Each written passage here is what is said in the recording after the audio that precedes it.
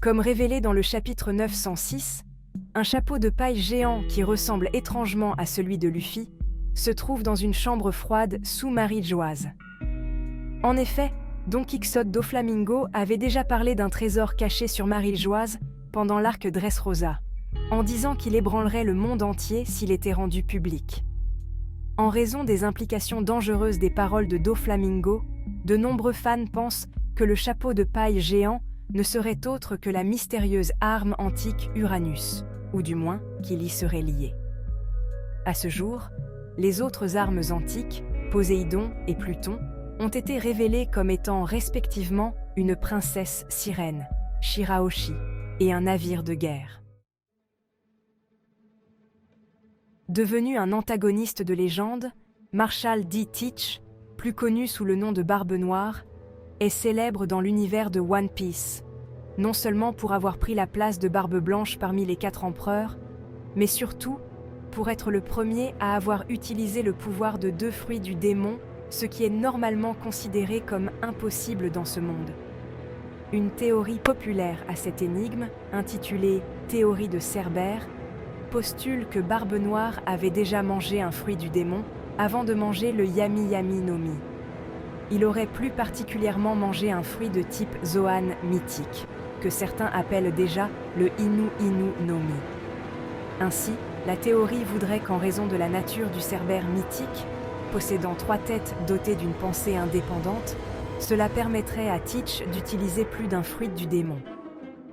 La justification de cette théorie vient principalement de la façon dont Barbe Noire et ses actions ont tendance à tourner autour du chiffre 3. En effet, rien que sur le Jolly Roger du navire de Barbe Noire et son équipage, on distingue très clairement 3 crânes distincts, en faisant donc un drapeau bien spécifique. Ensuite, il y a son arme de prédilection, une griffe à 3 lames qu'il utilise depuis qu'il a rejoint l'équipage de Barbe Blanche.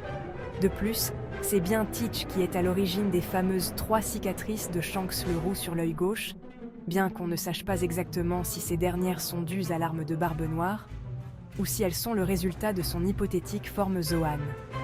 Enfin, le fait que le mythe de Cerbère existe directement dans le monde de One Piece donne encore plus de crédibilité à cette théorie. De nombreux fans pensent que la fin de One Piece impliquera, d'une manière ou d'une autre, la fin d'un personnage culte, celui qu'on appelle Shanks le Roux. Un utilisateur nommé Nessos pense quant à lui que le célèbre capitaine et membre des 4 empereurs a gardé secrète la vérité concernant le siècle oublié, un secret qu'il aurait probablement découvert en compagnie du seigneur des pirates, Gol D. Roger. Selon la théorie, la vérité serait alors une réponse que personne ne veut entendre, car si elle venait à être révélée, elle pourrait provoquer une guerre sans précédent. Le rôle de Shanks serait donc de surveiller Laugh-Tale dans le Nouveau Monde, afin de s'assurer que personne ne déchiffre les poneglyphes contenant les secrets interdits du siècle oublié. Cela pourrait alors donner une autre explication sur la rencontre entre le Gorosei, les 5 doyens, et Shanks, où ce dernier faisait mention d'un certain pirate.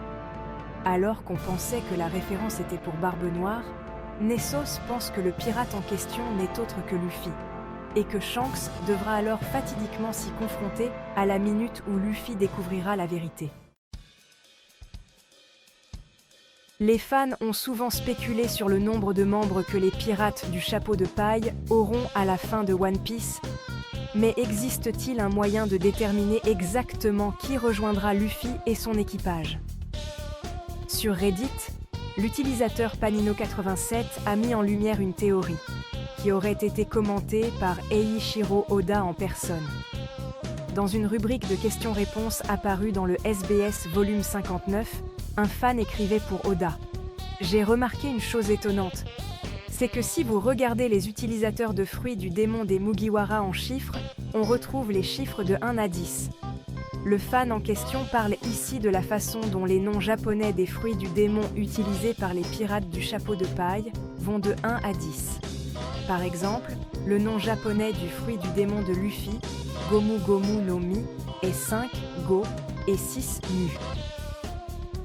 Go est le chiffre 5 en lecture chinoise, Onyomi, tandis que Mu est le chiffre 6 en lecture japonaise, kunyomi. La suite se présente donc comme suit. Chopper, Ito, indice, Robin, Anna, 8-7, Brooke, Yomi, 4-3. Il ne reste plus qu'une combinaison pour le prochain utilisateur de fruits du démon, 2-9. La réaction d'Oda face à cela. Couille! Alors, ça m'a surpris. Pourquoi ai-je été surpris? Pas de commentaire SS. Suivant. Et autres faits amusants. 56, Gomu, plus 110, Ito, plus 87, Hana, plus 43, Yomi, plus 29, Nikyu, 325. Une autre façon de dire 325 est San, 3, Ni, 2, Go, 5, ce qui pourrait être une référence au Thousand Sunny, le deuxième navire des Mugiwara après le Vogue Mary.